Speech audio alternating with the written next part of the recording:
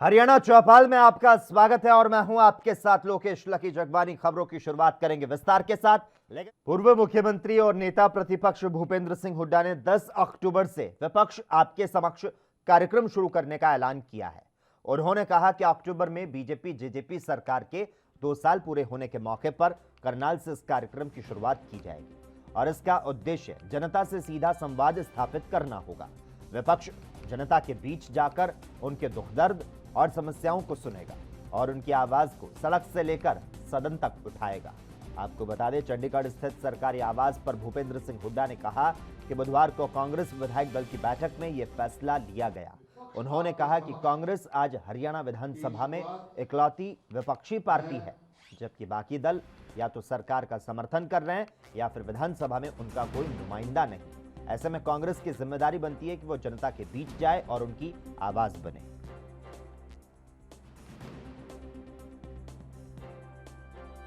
विपक्ष आपके समक्ष की शुरुआत मैं करनाल से करूंगा, जहां से हमारे मुख्यमंत्री जी विधायक 10 तारीख को, और मेरा कार्यक्रम कोई ये नहीं है मीटिंग करी और भाषण दिए। वहां सभी साथियों से बात सुने, उनकी बात, उनकी तकलीफ सुनने जा रहे हैं, ताकि हम जो ज्वलंत मुद्दे हैं उनको उठाएं, इस सरकार की विफलताओं को उजागर करें और अपने साथियों के साथ खड़े हों और बात करेंगे। और भी साथी जुड़ेंगे। वहां पूरा दिन मैं करनाल में रहूंगा, मैं और मेरे और भी विधायक काफी साथी वहां करनाल में रहेंगे। नए वहां साथी।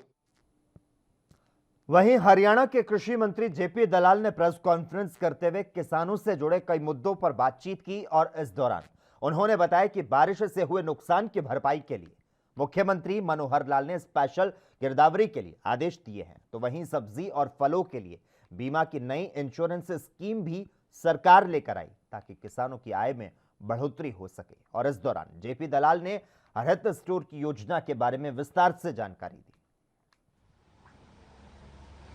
काफ़ी नुकसान हुआ है क्योंकि इस वक्त फसल पकी हुई थी और दुर्भाग्य से किसान अपने घर में फसल लाने में कामयाब नहीं हो पाएगा। तो उसका निदान करने के लिए कल मुख्यमंत्री जी ने आदेश दे दिए। हमारे जो एसीएस हैं कौशल साहब की भी स्पेशल गिरदावरी, जहाँ जहाँ फसल खराब हुई है डिप्टी कमिश्नर से रिपोर्ट मांगकर स्पेशल गिरदावरी के आदेश, फलों का बीमा करना। हरियाणा सरकार ने एक नई एश्योरेंस स्कीम लेके आई है कि इसमें जो नुकसान किसानों को होगा 40,000 रुपये तक बागवानी का, 30,000 रुपये तक सब्जियों का और 2.5% प्रीमियम लेकर के उसको फसल खराब होने की स्थिति में किसान की सहायता करेंगे। 21 फसलें इसमें जोड़ दी हैं। मोटा मोटी जो हरियाणा में किन्नू है, अमरूद है या और फलदार कोई पौधा है, सब्जियां हैं, गाजर, मूली, आलू या लहसुन, प्याज, मसाले वगैरह, मोटा मोटी सभी फसलों को हमने ले 5,000 स्टोर जो है गांव में खोले। कोई भी आदमी 150 फुट का स्क्वायर फुट का जिसके पास जगह होगी, पढ़ा लिखा हो, 12वीं पास, 21 से 35 साल की उम्र हो, पैसा होना जरूरी नहीं है, उसको मुद्रा लोन से 3 लाख रुपए तक का लोन दिलवाएंगे और उसकी सारी स्टोर की फिटमेंट का खर्चा, उसमें पीओएस की मशीन, उसमें फ्रीजर, उसकी दुकान पे हम सामान खुद दे के आएंगे। जितना सामान वो बेच देगा 1,000 आइटम उसकी दुकान पे रखेंगे, उसका 10% लाभ उसको मिलेगा और इससे दोहरा फायदा होगा। ग्रामीण किसानों के बच्चों को रोजगार मिलेगा। वहीं पंजाब के पूर्व मुख्यमंत्री कैप्टन अमरिंदर सिंह की ओर से सिद्धू पर लगाए आरोपों पर हरियाणा के कृषि मंत्री जेपी दलाल का बयान सामने आया। उन्होंने कहा कि कैप्टन की ओर से लगाए गए आरोपों को दरकिनार नहीं किया जा सकता। इस मामले में जांच होनी चाहिए क्योंकि मुद्दा राष्ट्र सुरक्षा से जुड़ा है।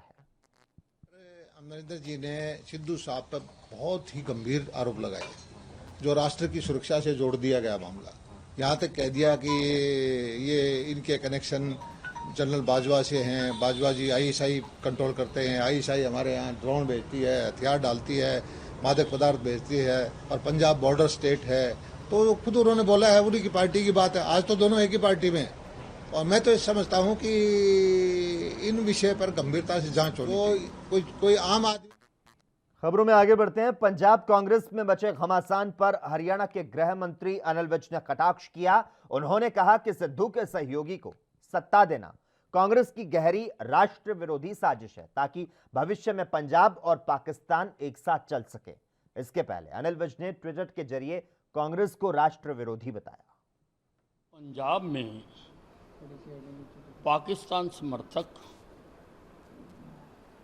पाकिस्तान के प्रेसिडेंट इमरान खान और वहाँ के आर्मी चीफ बाजवा के मित्र नवजोत सिंह सिद्धू और उसके साथियों को सत्ता में लाने का कांग्रेस की राष्ट्र विरोधी गहरी साजिश है। कांग्रेस भविष्य में पंजाब और पाकिस्तान को नज़दीक लाना चाहती है और चाहती है कि ये दोनों इकट्ठा होकर चले। ये बात तब भी सिद्ध हो गई थी जब सिद्धू अमरिंदर सिंह के मना करने पर भी पाकिस्तान गए, वहाँ पर इमरान खान के कसीदे पढ़े, जावेद के गले मिले। जब वो वापस आए तो जब उनसे पूछा गया कि आप कैप्टन के मना करने के बावजूद भी पाकिस्तान गए, तो उन्होंने कहा मेरा कैप्टन अमरिंदर सिंह नहीं है, मेरा कैप्टन राहुल गांधी है। इसका मतलब कि जो खेल खेला जा रहा है, जो राष्ट्र विरोधी षड्यंत्र रचा जा रहा है, वह कांग्रेस के उच्च नेतृत्व के द्वारा ही रचा जा रहा है। पंजाब की तमाम राष्ट्रवादी शक्तियों को, राष्ट्रवादी विचारधारा के लोगों को इकट्ठे आना चाहिए, हाथ मिलाना चाहिए। कांग्रेस की इस घृणित साजिश को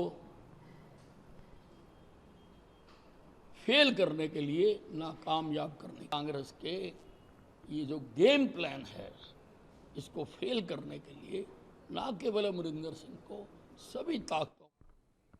वहीं सोनीपत में भारतीय जनता पार्टी जिला अध्यक्ष तीर्थ राणा ने आज प्रेस कॉन्फ्रेंस करते हुए एक वायरल वीडियो को दिखाया। वीडियो को दिखाते हुए उन्होंने कहा कि ये वीडियो सोनीपत कुंडली सिंघू बॉर्डर की है, जहां पर नशे का कार्य काफी बढ़ रहा है। तो साथ ही उन्होंने पंजाब में नशे वाले बयान को भी कांग्रेस द्वारा तोड़ मरोड़ कर प्रस्तुत करने के आरोप लगाए, और साथ ही कहा कि पंजाब में नशा के कारोबार में काफी तेजी देखी जा रही है, जिसको कांग्रेस कार्यकर्ताओं ने तोड़ मरोड़ कर प्रस्तुत किया, जिसका वह खंडन करते हैं। नशे को लेकर उनके पास आसपास के ग्रामीणों की कई बार शिकायतें आ चुकी है। तो साथ ही एक वीडियो दिखाया जिसमें शराब की बोतलों को खाली करते हुए दिखाया गया।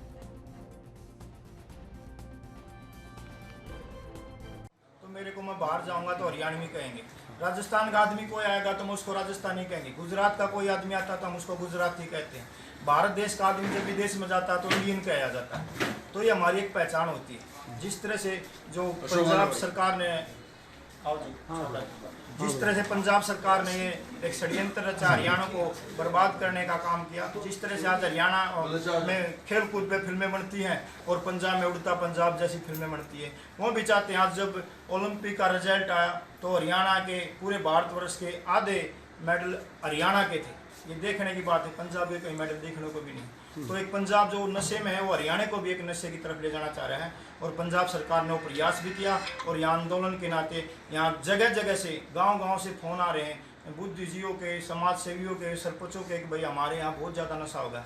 उसी को लेकर हमने ये बयान दिया था, उसी को लेकर हमारा विरोध था अमरिंदर सरकार के खिलाफ, और उन्होंने इस्तीफा देना पड़ा। ये वीडियो जो है कहाँ का? 4 दिन पहले कांग्रेस मुख्यालय के बाहर जो प्रदर्शन था, तो कांग्रेस वाले भी प्रदर्शन कर रहे थे और भारतीय जनता पार्टी व हमारे जिले के भी भाजपा कार्यकर्ता भी प्रदर्शन कर रहे थे। तो आप उसमें हमने कहा था अमरिंदर सरकार ने जो बयान दिया था अभी हरियाणा में जाओ, हरियाणा को। कनीना उपमंडल के गांव धनौंदा में मंगलवार को गोली मारकर पूर्व सरपंच की हत्या करने के आरोपियों में से पुलिस ने 4 आरोपियों मंजीत, मनोज, आकाश, रविंद्र उर्फ बिंद्रा को गिरफ्तार कर लिया। इन आरोपियों को ग्रामीणों ने गुरुवार सुबह थाने में पेश किया। इस बारे में पुलिस की 3 टीमें पिछले 3 दिन से भिवानी, बहादुरगढ़, हिसार, झज्जर समेत विभिन्न ठिकानों पर दबिश दी गई थी। पुलिस अधीक्षक चंद्रमोहन लगातार घटना पर नजर बनाए हुए थे। उनके दिशा निर्देश पर पुलिस टीमें कार्रवाई कर रही थी। तो वहीं डीएसपी राजीव कुमार ने पत्रकार सम्मेलन आयोजित करते हुए इस घटना का पर्दाफाश किया। अभी रिसेंटली एक विक्रम एक्स सरपंच है धनौंदा गांव में, उसका जो बीती रात है 1 दिन पहले, उस रात्रि को उसकी हत्या कर दी थी। उसमें फायर आर्म भी यूज़ हुआ था और जो शार्प वेपन है वो भी यूज़ हुआ था। उस संबंध में हमारे पास एक FIR नंबर 383 थाना कनीना में दर्ज हुई थी, जिसमें 6 लोग नामजद थे। उन 6 लोगों में से 4 लोगों को पुलिस ने गिरफ्तार किया है। और इनके फॉर रेफरेंस मैं बता देता हूँ, मंजीत, रविंदर उर्फ बिंदर, तीसरा आकाश और मनोज, इन लोगों को पुलिस ने आज गिरफ्तार किया है। और अब इनको ऑनरेबल कोर्ट में पेश करके इनका रिमांड सीख करा जाएगा। ये लोग जो प्रारंभिक पूछताछ में सामने आया है, इन लोगों ने हम मशवरा होकर और सरपंच जो एक सरपंच है विक्रम, उसकी गोलियों से और तेज़धार हथियार से उसको घायल करके उसकी मतलब इंजर्ड कर दिया था, जो फर्दर ट्रीटमेंट। हरियाणा के मंडियों में धान की खरीद 25 सितंबर से शुरू किए जाने के आदेश हैं, लेकिन यमुनानगर की अनाज मंडियों में धान रखने की जगह नहीं है। जिले की 8 अनाज मंडियों में लाखों क्विंटल गेहूं पिछले साल का शेड के नीचे पड़ा है, जिसके चलते किसानों और आड़तियों को भारी दिक्कतों का सामना करना पड़ रहा है। दरअसल मंडी में सभी शेड गेहूं की बोरियों से भरे हैं। किसानों द्वारा धान मंडी में लाना शुरू किया गया है। तो वहीं मौसम के बदलाव के चलते वर्षा भी किसानों और आड़तियों को परेशान करने लगी है। मंडी में आया धान भीग रहा है, उसे सुरक्षित रखने के लिए शेड नहीं। आड़तियों का कहना है कि जब तक मंडियों से गेहूं का उठान नहीं होगा तब तक व्यवस्था ठीक नहीं हो सकती। आड़तियों का यह भी कहना है कि मंडियों में गेहूं के उठान के साथ ही अन्य कई तरह की दिक्कतें हैं, जिन्हें प्रशासन को अवगत कराया गया। तो वहीं उपायुक्त पार्थ गुप्ता का कहना है कि मंडियों में धान की खरीद सरकार ने तय करनी है। उन्होंने बताया कि 14 सितंबर को उन्होंने जो रिपोर्ट ली थी उसके मुताबिक 8 मंडियों में 82,000 मीट्रिक टन गेहूं का स्टॉक था, जिसमें से 25,000 मीट्रिक टन गेहूं उठा ली गई। इस महीने के अंत तक 25,000 मीट्रिक टन गेहूं और उठा ली जाएगी। मंडी में धान तो आ रहा है मंडी में 10 दिन से, तो कोई सिस्टम नहीं है गवर्नमेंट का, जिससे जिम्मेदार के ताकि परेशानी खत्म हो जिम्मेदार की। तो क्या कहना चाहेंगे, सरकार किस तरह से आपको सहूलत दे, क्या क्या चाहिए? खुलना चाहिए माल परचेज करने, ताकि शैलर वाले माल उठा सकें यहाँ से, हड़ताल खत्म कराए शैलर वालों की और शैलर वाले माल उठाएं, ताकि मंडी में जिम्मेदार को परेशानी नहीं पड़े, जगह भी बनती रहे। मौसम खराब हो रहा, मौसम में जिम्मेदार का बुरा हाल है। जब जैसे बरसात चल रही है तो क्या क्या दिक्कतें आपको? ढेरी पड़ी है, गिल्ली हो रही है, सुखाते हैं, फिर बरसात आ जाती है, फिर गिल्ली हो जाती है। अगर शैलर वाले की परचेज शुरू होगी तो माल उठ के जाएगा यहाँ से। पानी, लाइट या रहने की व्यवस्था, खाने पीने का रहता है, तो इस पर क्या रहेगा सर? देखिए, जो तैयारी सीज़न हर सीज़न की जाती है उन पे फोकस रहेगा। इसके लिए हमने 2 मीटिंग भी करी है। हमने हर एक सचिव मार्केट कमेटी, जो मंडी कमेटी के हैं, उनसे रिपोर्टें भी मंगाई है, पैरामीटर जो उनके फिक्स है उसके आधार पर। इसके बाद तहसील और SDM लेवल भी अलग से अपनी रिपोर्टें दे रहे हैं। कुछ जैसे मंडियों में हमें शिकायत आई थी कि वहाँ लाइट नहीं, जिस जगह थी मंडी गई लाइट नहीं जल रही, या खड्डे हैं, या कहीं और से आई थी कि उठान नहीं हुआ, तो उस पर कार्रवाई जी चालू है। और हमारा पूरा प्रयास रहेगी जो सुविधाएं हर एक एजेंसी को देनी होती हैं वो हम पूरा रखें। और जो है वहीं फतेहाबाद के जाखल इलाके में शादी समारोह में गाना बजाने को लेकर हुए विवाद और उसके बाद की गई हत्या के मामले में पुलिस ने 5 लोगों को आज गिरफ्तार कर लिया। पकड़े गए आरोपियों में 4 आरोपी पंजाब इलाके के रहने वाले हैं। बीती 31 अगस्त को शादी समारोह में डीजे पर गाना बजाने को लेकर 2 गुटों में आपसी झगड़ा हुआ। इसके बाद झगड़े का निपटान करवाने के लिए राजीनामे को लेकर 12 सितंबर को एक पंचायत का आयोजन किया गया और इस पंचायत में दोनों ही गुटों के लोग पहुंचे, लेकिन इस पंचायत में राजीनामे की जगह दोनों गुट आपस में भिड़ गए। इसके बाद कुछ लोगों ने जसवीर सिंह और उसके 2 साथियों को तेजधार हथियारों और बंदूक के पिछले हिस्से से वार करके बुरी तरह से घायल कर दिया। इसके बाद उन्हें इलाज के लिए हिसार रेफर किया गया और इसी दौरान जसवीर की मौत हो गई। अब इस मामले में इन 5 आरोपियों को पुलिस ने गिरफ्तार कर लिया है। 5 आरोपियों को कोर्ट में पेश किया गया। 12 सितंबर को दोपहर के समय जाखल में एक रवि की दुकान है, वहाँ पे पंचायत के तौर पे कुछ लोग हुए थे, संधानी के और पंजाब के थे, जो इससे पूर्व इनकी कोई शादी में कहा सुनी हुई थी, जिसके राजीनामे के लिए पंचायती तौर पे बुलाया गया था। उस दिन जो है इन्होंने पंचायती तौर पे बुला के और इनके 3 व्यक्तियों के साथ जो है, जो संधानी के रहने वाले हैं, बहुत ज़्यादा मारपीट की थी, जिसमें 3 व्यक्तियों को काफ़ी गंभीर चोटें आई थी और तीनों को जो है वो हिसार रेफर किया गया था। जिसमें 19 तारीख को जसबीर जो है, जो अभियोग का मुद्दई भी था, उसकी उन चोटों के कारण जो है वो मौत हो गई। उसका पोस्टमार्टम कराया गया।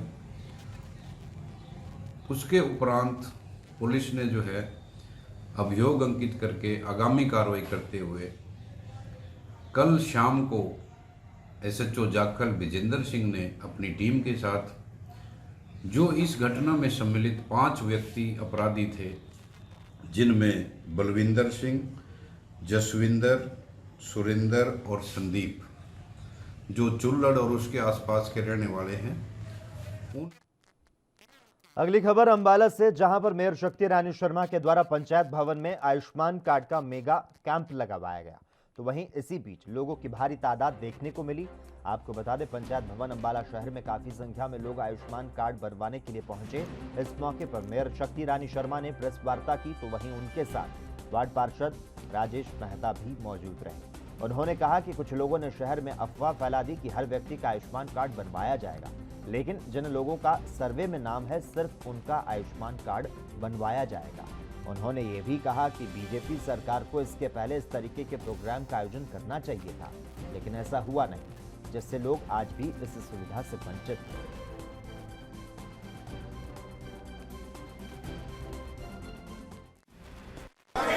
जन सेवा के लिए हमने कैंप लगाया है और ये Pandit Kedarnath Sharma charitable trust and hospital की तरफ से है और बहुत उत्साह है लोगों में और जन समूह उमड़ा है और हम सिर्फ लोगों की सेवा के भाव से ये कैंप लगाया गया है। ये सरकार की एक बहुत ही योजना है जिसको हम लागू करवा रहे हैं। बहुत सारे लोगों को इसका फायदा होगा। इसमें आयुष्मान कार्ड बन रहे हैं। 2011 का सेंसस था और जितने लोगों का उसमें नाम है उनके आयुष्मान कार्ड बन रहे हैं और जो लोग इनकम टैक्स नहीं है, जो श्रमिक हैं, उनके लिए हम श्रमिक कार्ड बना रहे हैं। बहुत सारे लोग आए हैं, बहुत सारे लोग वैसे भी हैं जिनको ये समझ नहीं थी कि 2011 में सेंसेक्स के हिसाब से कार्ड बन रहे हैं, तो उनके लिए हम श्रमिक कार्ड बना रहे हैं। मैडम कितने कंप्यूटर की व्यवस्था है? 11 लगे हुए हैं और बहुत सुचारू रूप से चल रहा है। कई 100 लोग हैं, मैं तो बाहर गई हूँ, नहीं करके आप लोग बाहर से आ रहे हैं, आपको पता होगा और लोगों में बहुत उत्साह है। मैडम ये भविष्य में भी ऐसे कैंप अगर दोबारा से भी जरूरत पड़ेगी तो मैं दोबारा भी कैंप लगाऊंगी। सरकार ने और इसी के साथ ही हरियाणा चौपाल में बस इतना ही। देश और दुनिया के तमाम अहम खबरों के लिए लगातार आप देखते रहिए ANB न्यूज।